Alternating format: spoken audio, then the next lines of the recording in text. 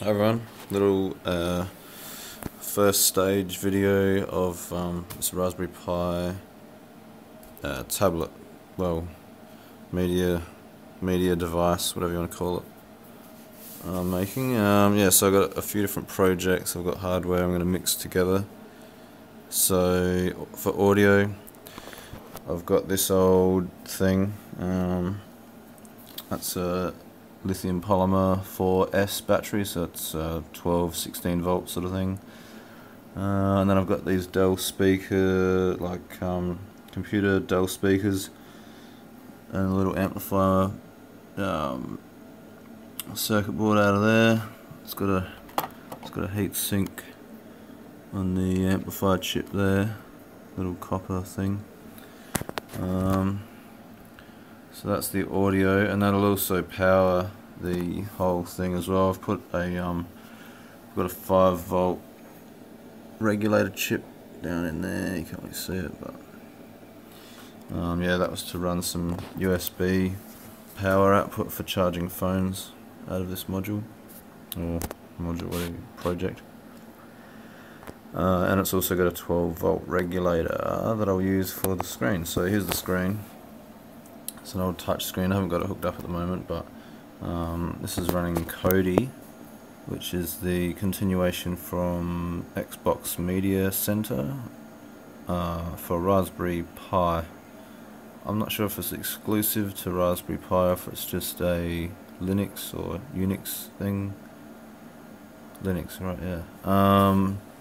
But man, it's running smooth. I'm really happy with it, and I should message the guy that wrote the software to put it onto Raspberry Pi. I think it's called Raspbmc for Media Center, Raspbmc.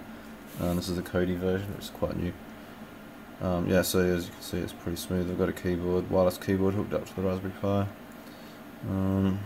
So yeah, it's all quite nice to use there. So that was YouTube, so I won't go on too much into the details about this, but I'll be primarily using this as online and offline media player, and I would like to use it as a web browser as well, but I haven't quite worked out how to do that yet. But yeah,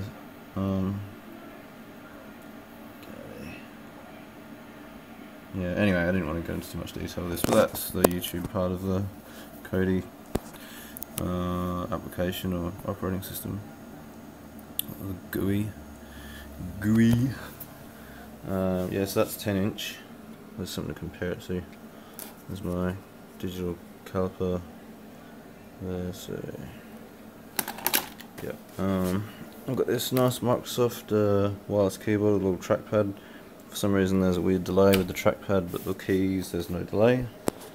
But I'll have a touch screen anyway hooked up through the little USB here, which is weird. That's a female, so I'm going to have to cut that off and put a...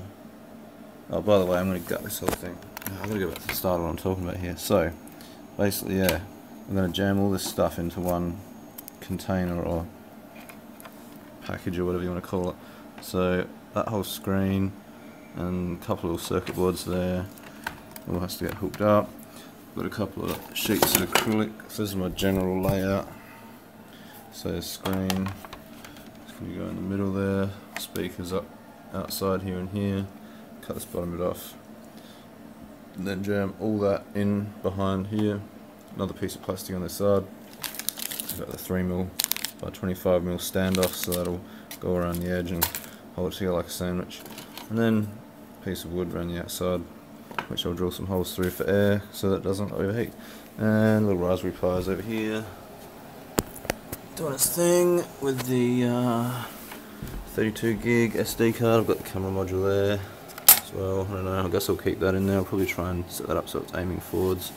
And if I get adventurous, I'll take the infrared filter out of it and run a infrared LED on that side of the case so that I can use it as a night vision camera, which would be pretty cool, considering it won't really cost anything, it's just effort. I think that LED is about $10 or something. Yeah, and I just got this from Jaycar. It's a $25 VGA. Sorry, there's the VGA. Sorry, that's HDMI to VGA. That's working quite well, as you can see on that screen. It was coming up very, very clear. I was quite happy with that, because I was using composite and it was terrible. It was like some hard to tune in TV station or something. It was all glitchy. Anyway, that's where I'm at. Hopefully I'll have a working bit of a version going this weekend. Bye.